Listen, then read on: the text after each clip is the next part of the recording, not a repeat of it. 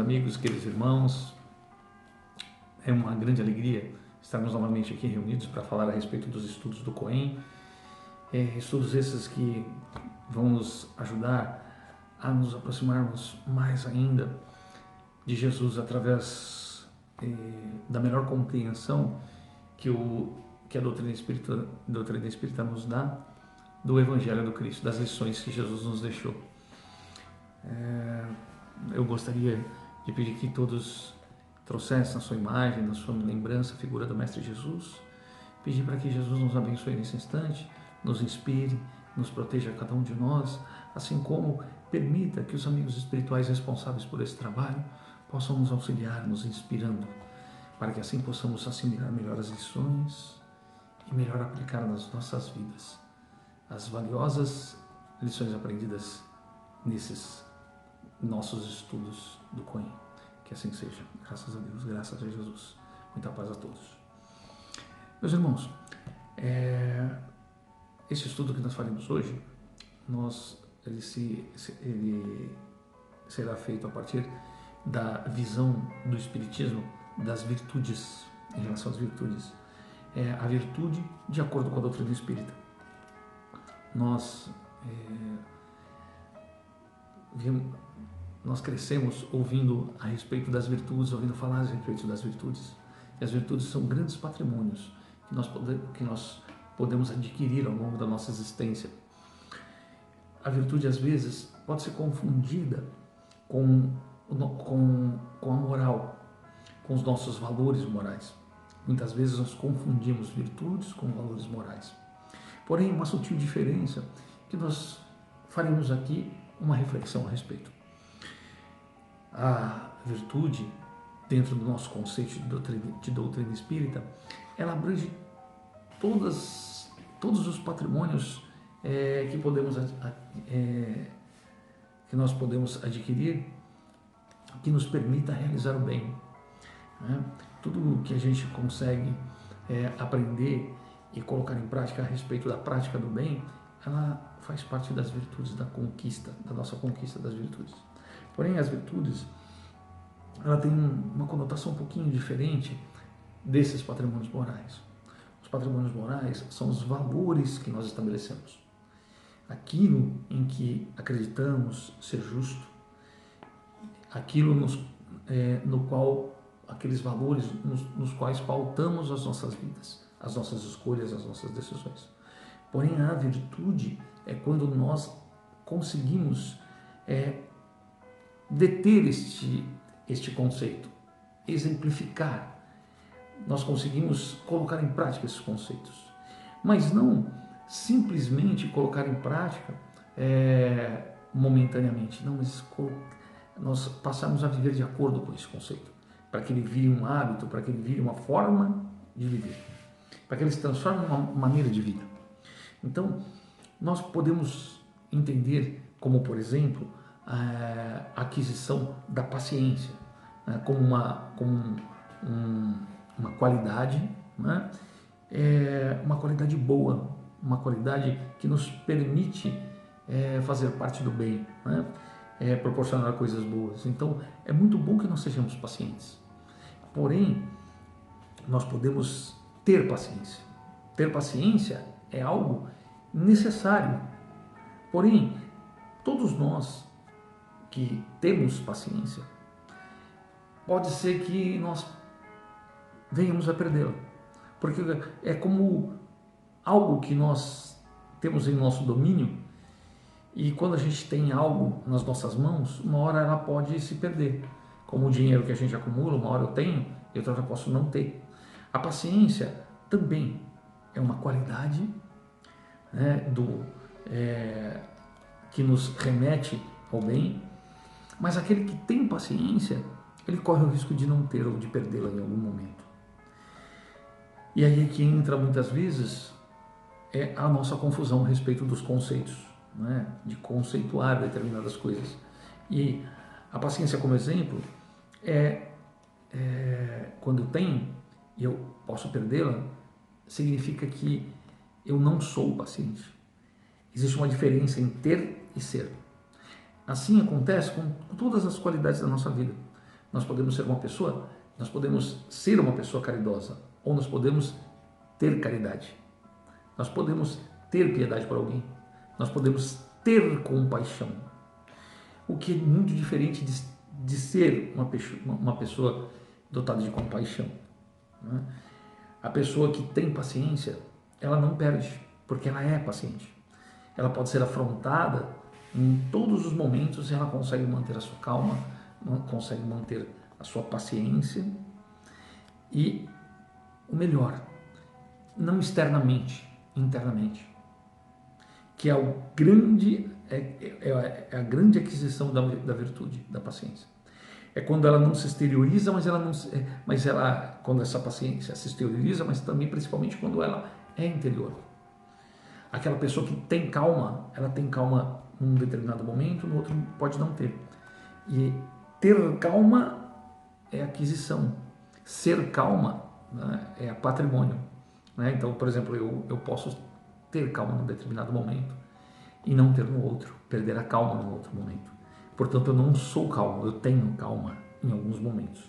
Então, a virtude é quando você adquire esse patrimônio, ele é incorporado ao seu ser, à sua forma de vida, ao seu espírito. Então, você passa a ser um espírito caridoso, você não tem momentos em que você exerce a caridade, mas você é caridoso por natureza, ou você tem compaixão, mas você é uma pessoa que tem compaixão por natureza, não tem ela num determinado momento ou é uma pessoa paciente por natureza. Então, quando você adquire o patrimônio, né, de qualidade e exerce ele na sua plenitude, é porque você adquiriu essa virtude. E a virtude, ela pode ser considerada um conjunto, né, de qualidades. Esse conjunto de qualidades vai nos dando esse patrimônio. São virtudes. Eu posso ir conseguindo aprender. Claro que é por isso que nós somos afrontados todos os dias. Nós seremos testados constantemente na nossa paciência, na nossa compaixão, né? Para que nós possamos entender se de fato adquirimos essa virtude ou não. E aí, se nós entendermos isso, nós podemos nos autoavaliar. Em cada situação em que nós nos encontremos no nosso dia a dia, em cada uma dessas vezes em que formos afrontados, e depende não só da resposta na ação, mas também naquilo que eu senti dentro de mim, eu vou poder avaliar se eu já sou uma pessoa virtuosa naquela determinada qualidade, naquele determinado ponto ou não. Então é importante que nós façamos essa avaliação, que nós entendamos que nós seremos testados todos os dias em todas as virtudes quando forem possíveis, em todas as nossas qualidades. Claro que esse é um processo de aprendizado muito lento, por isso que a humanidade demora muito para progredir, por isso que os mundos eles demoram milênios para sair de um estágio e para um outro. Ele não é de um século para o outro, milênios, milhares de anos, né, na verdade, não milênios, milhares de anos. Então são aquisições que elas são lentas, são graduais. E a doutrina espírita ela nos traz como um conceito primordial da virtude a sua mais sublime expressão, a virtude que mais condensa todas as outras qualidades dentro da doutrina espírita, é aquela que reforça a máxima fora da caridade da uma salvação. A doutrina espírita ela traz luz, ela dá o ênfase sobre a caridade, trazendo no conceito que a sublimidade, né, da virtude é a caridade. O sentimento sublime de virtude é a caridade. Essa é a nossa maior aquisição, é a maior aquisição que nós podemos ter, porque ela se reflete no sentimento de amor ao próximo. À medida em que eu conquisto esta virtude de ser uma pessoa caridosa, eu passo a suprimir em mim o egoísmo e o orgulho. O egoísmo e o orgulho, a vaidade e o orgulho. que são chagas que nos distanciam das virtudes e, portanto, nos distanciam ainda mais do Cristo. Nos coloca distante de Jesus, porque nós, enquanto temos sentimentos de orgulho, sentimentos de vaidade, enquanto temos sentimento de egoísmo, nós cortamos a conexão com Deus, cortamos a conexão com Jesus. Jesus está sempre querendo essa conexão conosco, assim como Deus sempre nos quer conectados a Ele, mas esses sentimentos, eles são antagônicos à presença, ao sentimento de conexão com Jesus e com Deus. Assim também com a espiritualidade superior. Nós, muitas vezes, nos preocupamos em ostentar os sentimentos de caridade. Muitas vezes nós temos algum interesse por trás da prática da caridade, ou por trás da prática de uma determinada virtude. Quando eu tenho algo que me interessa e, portanto, eu exercito uma qualidade ou uma virtude, eu já deixo de ser virtuoso, porque a virtude, ela é totalmente desinteressada, a caridade deve ser totalmente desinteressada. Por isso, eu preciso estar muito atento. Aqueles que procuram ser caridosos ou adquirir qualquer virtude de alcançar a paciência, a compaixão, com interesse na elevação da sua condição espiritual, porque quer um mundo superior, ele já tem aí um sentimento de amor próprio. Esse sentimento de interesse pessoal em algo, ele já aí coloca pequenos desvios de moralidade da nossa parte. É sutil, mas a gente não percebe. Tanto é que a gente não entende isso como um problema, não é? Então, esta virtude, ela precisa ser totalmente desinteressada. Esse sentimento de querer compartilhar o nosso tempo, a nossa vida com o próximo, ele precisa ter total desinteresse. Esse sentimento precisa estar desarmado. Eu não tenho que buscar ajudar alguém e pensar assim, puxa, eu vou ter que dispor de recurso para ajudar alguém. Eu não posso pensar dessa forma. Eu preciso ajudá-lo.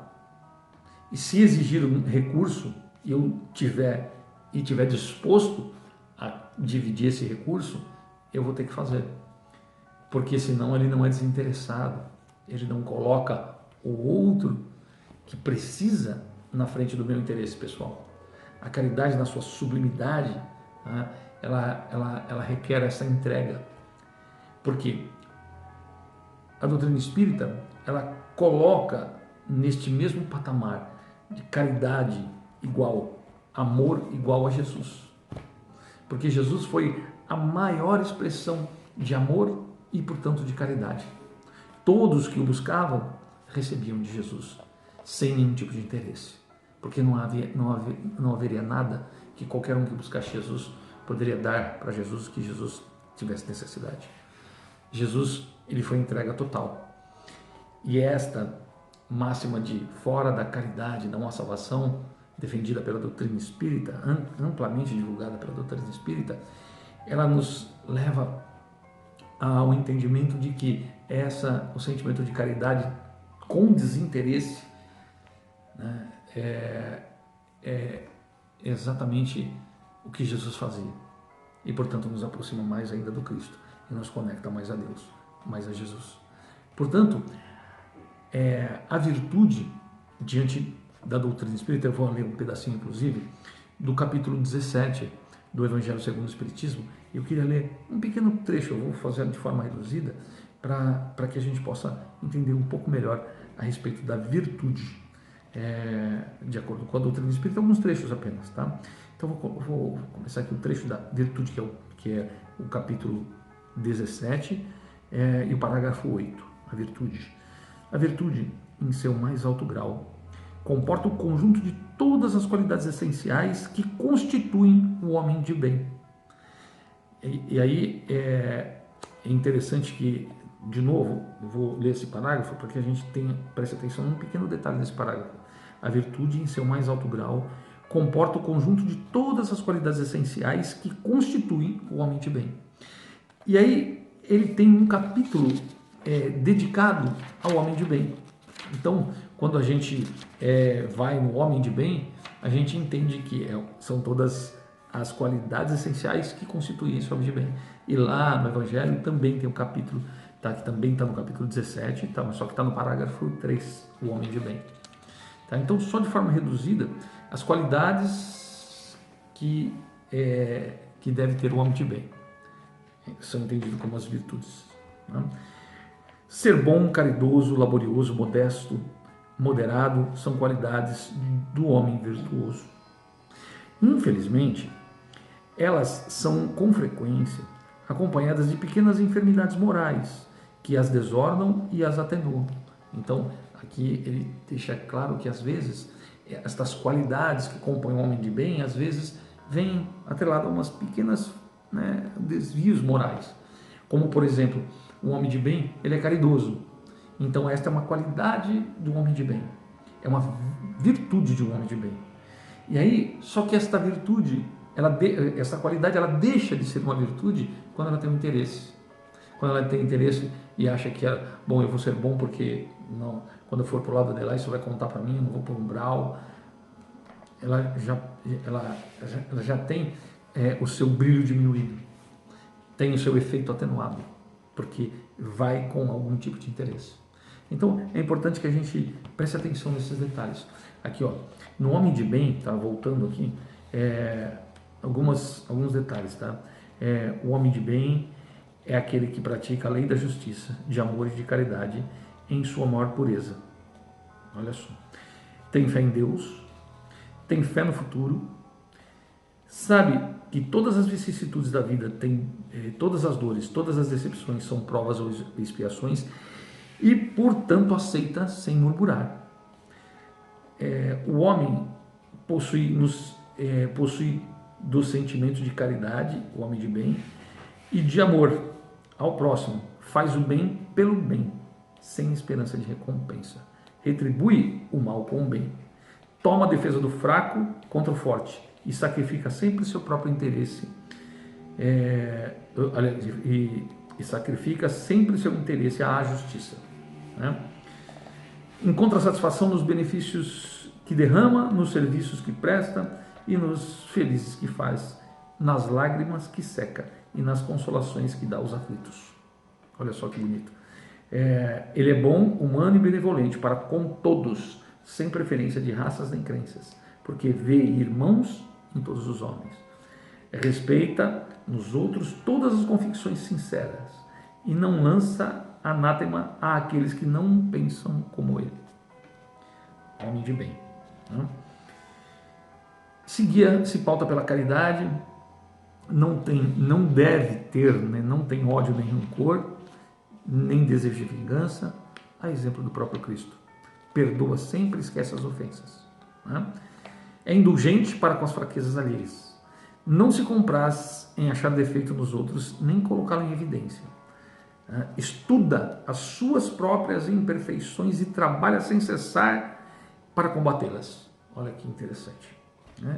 Não se envaidece nem com a fortuna, nem quando tem posses. Então, é importante que nós tenhamos esta consciência do que a virtude representa dentro da doutrina espírita. Ou seja, é o conjunto de todas as qualidades essenciais que constituem o homem de bem, que eu acabei de ler para vocês. Outra referência que eu também gostaria de ler para vocês é a respeito aqui do que o apóstolo Paulo fala em Coríntios 13:13. Tá? Agora, portanto, permanecem fé, esperança e caridade. Estas três coisas. A maior delas, porém, é a caridade. 1 Coríntios, capítulo 13, versículo 13, na Bíblia de Jerusalém. Né? É importante frisar isso porque algumas Bíblias elas usam a palavra amor, algumas têm no lugar da caridade, amor ou caridade. Por isso que a doutrina espírita ela entende que de fato essa expressão, tá, que pode até ser substituída por amor, porque isso reflete o próprio Jesus. Jesus se resume em caridade e humildade, o serviço, a disposição em servir, e de forma mais interessada possível. E isso, quando nós entendermos isso e a partir do nosso interior nós conseguimos assimilar que todas as nossas atitudes devem ser totalmente desinteressadas, simplesmente devem ser movidas pela vontade de ajudar, pela vontade de fazer o bem, pela vontade de servir o próximo e ao próprio Cristo, nós estaremos na mais pura expressão da caridade, na mais pura expressão do amor, que reflete exatamente o que Jesus veio nos trazer à Terra. Eu gosto sempre de usar como exemplo uma das passagens que Jesus trouxe para a gente através das suas parábolas. Jesus ele deu ele fez uma pequena alusão que tinha o objetivo da compaixão. Falava do quem era o nosso próximo mais próximo, porque Jesus, quando trouxe o resumo, né, de toda a lei e os profetas, falando que amar a Deus sobre todas as coisas e ao próximo como a nós mesmos, resumiria todas as leis e os profetas. E aí ele foi perguntado quem seria o próximo mais próximo, né, para que a gente pudesse aprender a amar o próximo mais próximo. E Jesus conta a parábola do bom samaritano, que conta aquele episódio que um viajante ia pela estrada de Jerusalém a Jericó e ele foi pego por assaltantes. Ele foi roubado e apanhou muito e estava jogado na estrada, quase morto. E passou por ali um sacerdote, passou por ali um fariseu, passou por ali um levita, e nenhum deles o ajudaram. Mas passou ali um samaritano, que era considerado um homem de má vida, e movido de compaixão, ajudou o viajante, ajudou aquele irmão que estava caído no chão. E o importante é a gente entender que alguns aspectos desta parábola que eu acho interessante para que a gente possa usar como compreensão do que seria esse sentimento de compaixão e, portanto, de caridade, de amor ao próximo. Essa expressão de caridade, ela se resume no amor ao próximo e vice-versa. Quando o viajante estava no chão, sem nada, ele foi roubado, o que a gente pode entender? Quando o samaritano pegou e foi socorrer a pessoa que tinha sido assaltada, ele não tinha dinheiro, mas ele tinha óleo, azeite, ele tinha especiarias. Você vê que ele tinha produtos, ele tinha especiarias. E naquela estrada, o viajante foi roubado. Ou seja, ele tinha posses, ele tinha propriedade, ele estava também com algumas especiarias, por isso os ladrões estavam ali. Porque ali era um trajeto de Jerusalém a Jericó. Jericó era uma cidade litorânea, então ele vinha descendo em caminho de Jericó. Porque algumas pessoas vendiam especiarias em Jericó. Deveria ser algum tipo de festa, algum momento especial onde eles vendiam especiarias, né? Então você percebe que tanto o samaritano quanto aquele que foi assaltado tinham posses e não tinham dinheiro. Por quê? Porque eles estavam indo vender algo lá. E o importante é a gente prestar atenção, porque embora esta parábola evidencie quem que é o próximo, que na verdade o próximo é aquele que precisa, necessita, que está do nosso lado, e que a gente, movido de compaixão, deve fazer uso dos recursos materiais. Nós não devemos ter apego e nem interesse. Aquela pessoa que estava quase morta, que foi socorrida pelo samaritano, o samaritano pegou das especiarias que ele foi vender, ele não tinha recursos, e tratou as feridas daquele que foi agredido. E levou até a estrebaria e pediu para que ele fosse cuidado. E quando ele voltasse, se tivesse alguma despesa a mais do que aquele dinheiro que ele havia deixado, ele seria ressarcido, o dono da estrebaria. Ou seja, ele estaria descendo com as especiarias, venderia as especiarias e aí na volta ele teria dinheiro. Ou seja, ele dispôs de tempo, de compaixão e de recursos. Ele não mediu esforços para ajudar o próximo, movido pelo sentimento de amor e de caridade. Ele, então, dá exemplo do que é amar ao próximo. Então, gente, são patrimônios que não podem ser medidos, né? Por quê? Porque se coloca à disposição tudo que você puder fazer para salvar alguém, para ajudar alguém. Então, a caridade é a mais excelente das virtudes que nós possamos ter, né? É importante que nós tenhamos essa compreensão através da doutrina espírita, e a caridade como a maior das virtudes, a mais sublime das virtudes, ok? Então era esse o conteúdo que eu queria passar para vocês. Espero que tenha dado para entender, que vocês tenham gostado, e eu pediria que vocês pudessem compartilhar suas dúvidas aí no próprio YouTube mesmo, no vídeo, ou no nosso grupo, tá? Pode colocar suas dúvidas, que quem quiser me chamar em particular, tem meu WhatsApp, pode me chamar em particular, não tem problema nenhum, tá bom? Eu agradeço a atenção de todos vocês. Fiquem todos na paz de Jesus. Muito obrigado.